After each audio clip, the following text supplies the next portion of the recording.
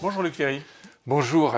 Vous êtes philosophe et philosophe éclectique puisque vous signez depuis quelques années déjà, mais deux exemplaires viennent de paraître, une collection de bandes dessinées, de BD, sur les mythes grecs. Votre propos, votre objectif, rendre la mythologie accessible à tous. Pourquoi ? Voilà, mais en partant des textes originaux. Je pars toujours des premiers textes, des modèles, si je puis dire.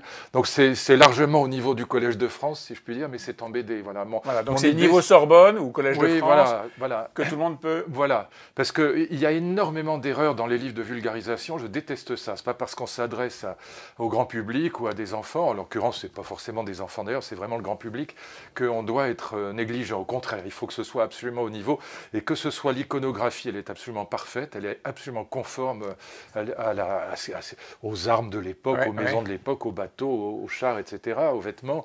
Et même c'est la moindre des choses quand même. Oui, mais en vérité, ça n'existe pas, ça n'a jamais été fait. Alors, c'est une trentaine d'ouvrages déjà parus, peut-être il y en aura 45, c'est une collection. 45, oui. Il y aura tous les mythes grecs du Glénat. Oui. Quel est votre rôle ? Parce qu'il y a un scénariste, une scénariste, souvent, des dessinateurs remarquables. Moi, on vous connaît comme écrivain, plusieurs dizaines d'ouvrages, plus de 80. Oui. Je prends quelques planches. Oui. Là, votre apport n'est pas énorme. Je tourne, je me dis, il va y avoir du Luc Ferry de l'autre côté. Si, l'apport est énorme en vérité. Et si, l'apport est énorme avant, parce que... Non. Hop, pas grand-chose aussi. Non, mais moi, c'est pas le texte. Ce qui compte, c'est l'histoire. Et donc, l'histoire peut être racontée en images ou en texte, ou en général, dans les BD, elle est les deux. Donc, ce que je fais, c'est que je donne à la scénariste, qui va faire les bulles, qui va écrire, c'est elle qui va écrire. C'est vous qui faites l'architecture du récit. Je lui donne 20 pages qui racontent toute l'histoire du mythe. Voilà. En partant, encore une fois, des premiers textes originaux. Alors après, Clotilde, Bruno, elle va transformer l'histoire en planches et en bulles. Et puis, les dessinateurs vont faire les planches. Voilà. Mais le texte original, c'est en gros une vingtaine de pages à chaque fois, c'est le récit mythologique en partant des premières versions. C'est en gros Homère, la Théogonie d'Hésiode, et puis évidemment les tragiques grecs, et puis un certain nombre de mythographes comme Apollodore par exemple. Bon. Est-ce que c'est un moyen d'enseignement, la bande dessinée ? Oui, d'ailleurs c'est souvent utilisé puisque la mythologie grecque est au programme notamment de l'école primaire, mais aussi de la 6e, éventuellement de la seconde. Vous, ancien ministre de l'Éducation, vous avez utilisé la BD ou vous avez suggéré aux profs d'utiliser la BD ? Non, parce que ça n'existait pas. En fait, les BD qui existaient étaient très mauvaises, pour dire les choses franchement. Elles n'étaient pas du tout au niveau, donc elles étaient bourrées d'erreurs. Comme d'ailleurs les ouvrages de vulgarisation, type Contes et légendes, mais même souvent des ouvrages censés être savants sont bourrés d'erreurs. En fait, à part Jean-Pierre Vernant, qui est un peu mon maître en la matière, il y a très très peu d'ouvrages qui ne soient pas bourrés d'erreurs, parce qu'il faut bien comprendre pourquoi la mythologie, ça s'étend sur 13 ou 15 siècles. La mythographie, c'est ceux qui ont repris les mythes, qui les ont, même dans l'ancien temps, ça commence au 8e siècle, et puis Nonos de Padopolis, c'est encore le 5e siècle après Jésus-Christ. Donc vous voyez, c'est sur une période énorme. Et donc pour tous les mythes grecs, vous avez des versions très différentes. Vous avez 30 ou 40 versions des travaux d'Hercule, par exemple, ou d'Héraclès, pour parler. Il y en a quand même 12. Ça dépend complètement des versions. Oui. Dans les premières versions, on avait 3, 6, 7, puis finalement... là, on est fixé sur 12. Voilà, là, on a fini par en mettre 12, mais même ça peut se discuter. Donc c'est pour ça que je suis toujours reparti des premières versions, pour être certain de ne pas faire de bêtises. Évidemment, quand on interroge Luc Ferry, philosophe et auteur de BD, si j'ose dire, on se demande comment est-ce que ce qu'il raconte dans ses BD peut s'extrapoler sur l'actualité. Comment est-ce que vous faites ? C'est pas seulement sur l'actualité, c'est toute l'histoire de la philosophie qui en est sortie. En fait, la mythologie grecque est beaucoup plus puissante à mes yeux que Platon et Aristote. Et donc j'aime beaucoup mieux encore, même du point de vue des idées, parce que ce que raconte la mythologie grecque, notamment la Théogonie d'Hésiode, c'est la construction de ce que les Grecs appellent le cosmos, c'est un univers harmonieux, juste, beau et bon, auquel les humains vont pouvoir s'ajuster, comme Ulysse à Ithaque, pour trouver le sens de leur vie. Donc c'est la première réponse à la question « Qu'est-ce qu'une vie bonne pour les mortels ?»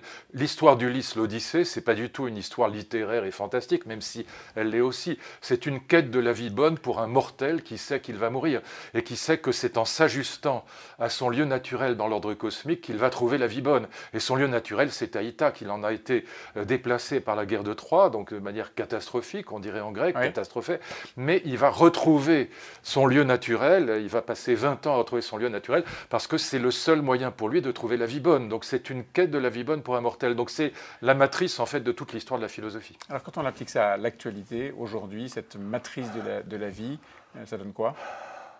Si on voulait trouver des points de passage, ils sont compliqués. C'est pas une application directe, mais ce qui s'est passé dans l'Occident moderne et singulièrement en Europe, c'est la déchristianisation, ce qui fait que la quête de la vie bonne ne passe plus pour l'immense majorité d'entre nous par la quête religieuse. Et donc, quand vous regardez les chiffres de la déchristianisation, en gros, dans notre enfance, dans les années 50-60, il y a 85-90% de catholiques en France, il en reste 40% aujourd'hui, et ils sont beaucoup moins croyants que beaucoup moins pratiquants, en tout cas. Et beaucoup moins pratiquants, beaucoup moins baptisés, beaucoup moins... Et puis, ils ne croient plus vraiment à la virginité de la Vierge ou à la résurrection de Lazare. Et donc, d'une certaine manière, pour l'immense majorité de nos contemporains, en tout cas pour une grande majorité, le sens de la vie ne passe plus par le religieux. Ni par le religieux terrestre, le communisme, ni par le religieux, si je puis dire. Et donc, sauf évidemment... Une autre religion est en train de monter, voilà, mais elle vient d'ailleurs. Voilà, elle vient d'ailleurs, et elle est en train de changer une partie de la société française.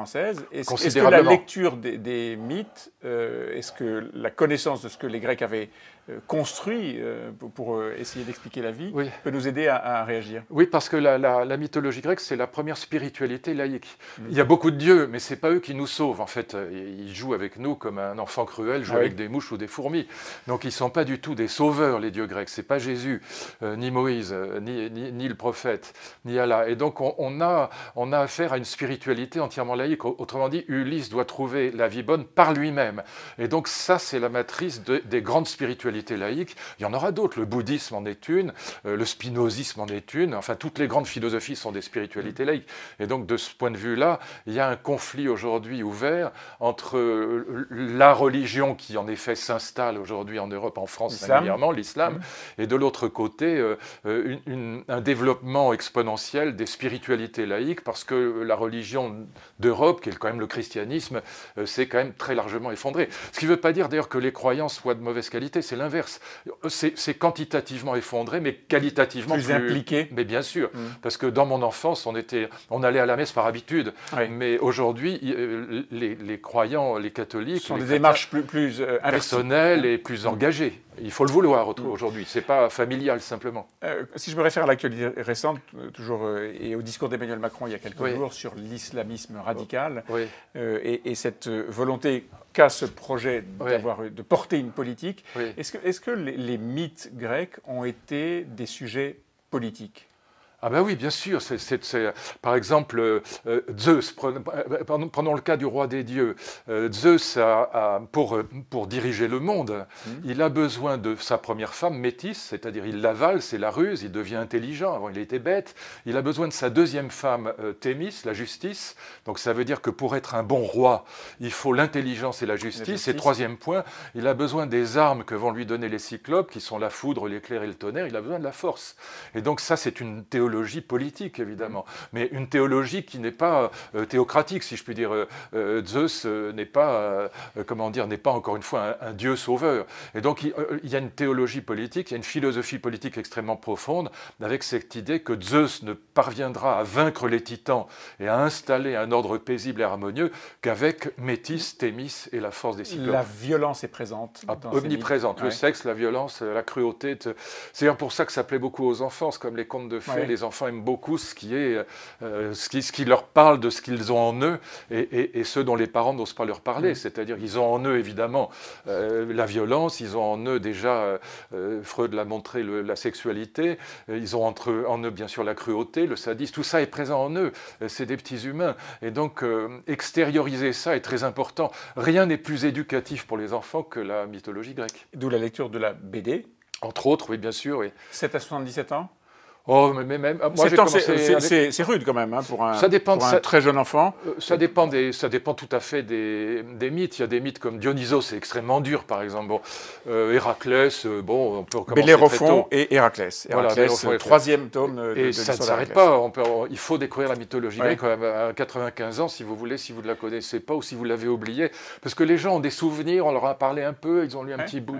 Mais c'est très, très, très, très compliqué. Il faut un psychiatre pour pour se lancer là. Il y a des milliers de personnages et il y a des croisements entre les mythes, ils sont tous reliés les uns aux autres, c'est très compliqué. C'est une science immense. Alors moi, c'est 30 ans de travail, c'est des milliers et des milliers d'heures de travail. Ouais. Ouais, un dernier mot, en France, on parle plus alors d'un autre dieu qui est Jupiter, qui fait partie de notre, si j'ose dire, galaxie. La foudre tombe de l'Élysée, Jupiter, la personne d'un chef d'État qui est celui qui commande et ordonne tout.